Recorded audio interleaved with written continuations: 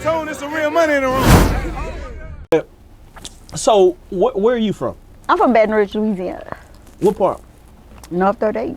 Oh, you from the north side of Baton Rouge? Oh, you from 38? Yeah. So, how long has y'all's family been on that street? They was there since I was born, and I'm 48, and my daddy just moved, so about 48 years. Okay, so that's y'all street. That's like the family. Yeah, that's the headquarters. Yeah. Yeah. Well, how was it for you growing up? I mean, it wasn't no different than now. Like, the things we did back when we were younger, they might change a little bit, but it's all the same thing. You had your friends that lived in your neighborhood. You had your friends from the school, you know, that might live in a few neighborhoods over. Yeah. You know, just basic stuff like that. So were you two-parent household? Siblings? Oh, well, yeah, I have one brother. He passed. That's the one he be saying Andy Gowden. My other brother, my sister, and me. We had 4. Okay. So when we hear of Baton Rouge, like Baton Rouge, before you know, Boosie kind of came out, Baton Rouge wasn't known for rap. You know what I'm saying? It was all really New Orleans. You know what I'm saying? You hear Baton Rouge, it's more gangster, gutter. You know what I'm saying? They had more of a reputation for you know, the street shit. When you were coming up, you know, I know it's a little different for women, but how was it for you? Like, did you steer away from the streets? Like, did you get in? You know what I'm saying? My brothers was gangsters, though. I mean, I know about street stuff. Like, it's Booster was really like one of the biggest rappers that came. Him and Kevin Gates and my baby. But I mean, we had. Who do you think the biggest right now? Who right now? Yeah. Oh, my baby, I don't know what you're talking about. I don't even know no other rappers. Look at that. Yeah. Hold on. What are they? You ain't got my message. No, I do not have no money. I'm finna get it. I got you. I'm gonna call you back. All right. Yeah. See, that's my nephew. They be loving me. But but yeah, we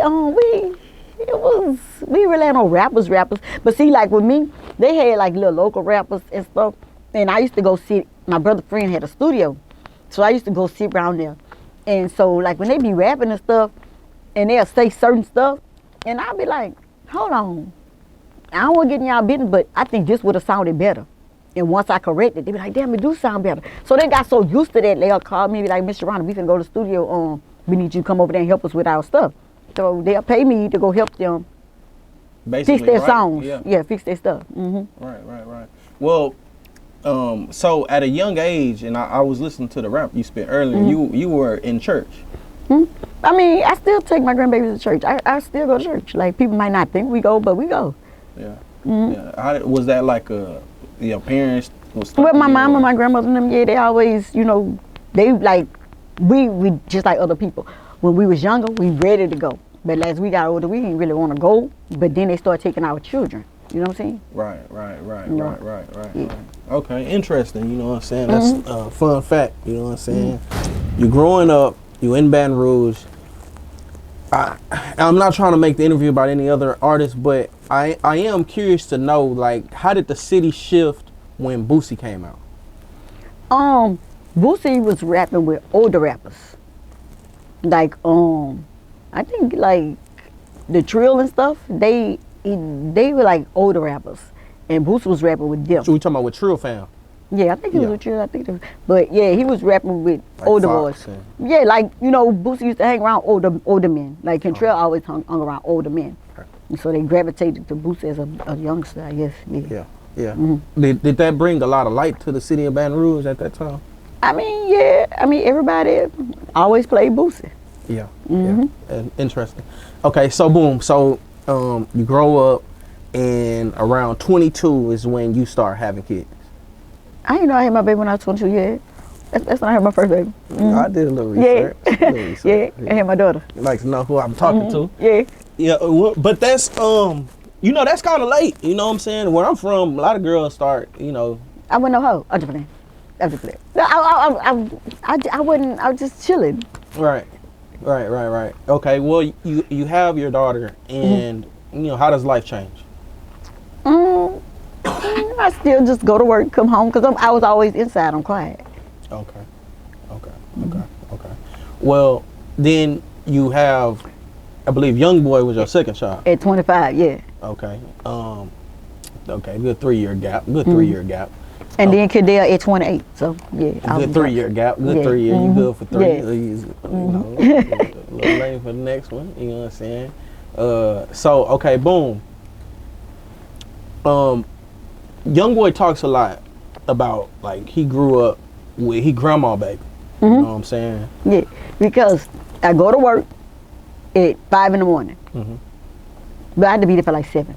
Get up at 5, take my children to my mama's house. Then I go to work. When I come home, make sure they're straight in my mama's house, and then I go back to my other job. Right. Yeah. So And you was working 2 jobs. Yeah, so like around 10:30, 11, I get Kentrel and Tilly and bring them back home. Because my mama always was like, leave Kentrel here, leave Kentrel here. Because where I was staying in Skyland on Avenue J, it's called a field, they had like a lot of little children, they sold drugs and stuff. So Kentrel used to like run up to little cars and, you know, get the weed, get the money to the people, whatever. And I found out. So I let Kentrel stay at my mama's house a little bit more than my other children, but they all stay with me really. So, okay, he was getting in the streets before his, the third one is the youngest. Right? Yeah. Okay, I'm seeing. So around, like, how old is he around this time? Around 9. So 8, around 9? 8, yeah, around 8, 9. 8, 9 in Baton Rouge, they already kind of jumping off the porch. It's according to who you is. If you build like that, yeah. But if you're not, you inside. Interesting. Because Kentrel was always had older friends. Right. Even when he broke his neck, he was 4, but all his friends was 8, 9, 10, 11. Okay, so let's talk about that when he broke his neck. So they're wrestling. They playing in the house. In the house. Like regular kids play in the house, you know what I'm saying? But he actually breaks his neck. Yeah, he fell off the bed. He fell off the bed and broke his neck. Yeah. Like he came, how did he come in? Like he... I mean, I don't think I was at home. I think I was like either at work or around the corner or something, I don't know. But when I came, my mom was like, Kentrel fell, and he said his neck was hurting. He took him to the hospital. He was just like, my neck hurting. He wasn't like hurting. making a big deal. Yeah, he cried or whatever, but like, we took him, you know, they took him to the hospital or whatever. They sent him home because they said that his neck was like a little fresh or whatever. So a week, like he kept saying his neck was hurting. So when I took him back, they was like, it was broken and they had to put the halo on and stuff. Man, how did you take that? I mean, like when you at the hospital, you know, you scared, you want your child to be okay, everything. And afterwards, then he okay, and you whooping his ass again. Yeah. Now, well, I was watching the interview that you did prior to, and they were like his neck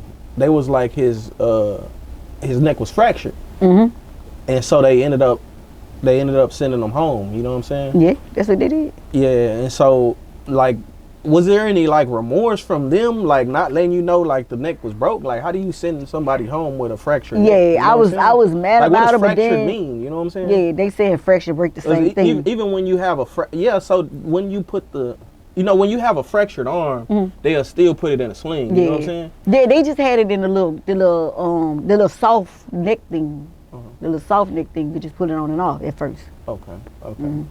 Yeah, interesting. But it passed though. Yeah, It passed. yeah, Okay, yeah. everything went back to. That's just so scary. The neck. You know what I'm saying? Like that's. And they said things like, "Oh, he's not going to be able to play football. He's not going to be able to, you know, do this and that." And Kentrel played football. He played the best on the team, but they had to put him off because if he tackled somebody, he'd laugh at him, you know, call him names and shit like, "Yeah, pussy." They were like, "You can't say stuff like that. You can't do that."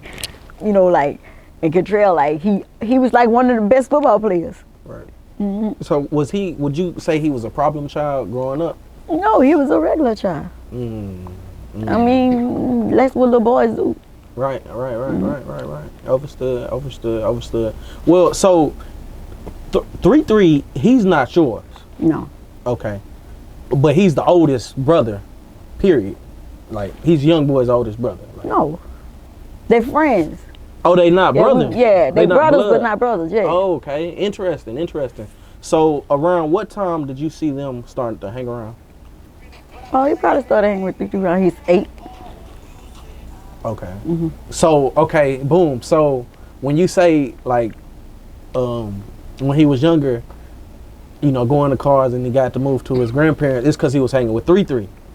No. That's when he started hanging with 3 now. Right. Well, how'd you feel like you kind of seen your son was, you know, square business in a sense? Like he's hanging with older people, like, you know, like the only young cats that hang around older people are usually ones who got a certain amount of understanding. You know, when you were seeing that, like, how'd you react? I mean, I didn't really, cause like my brother that passed, like all his friends was older. Right. Right. Okay. Interesting. Hey, real tone, there's some real money in the room.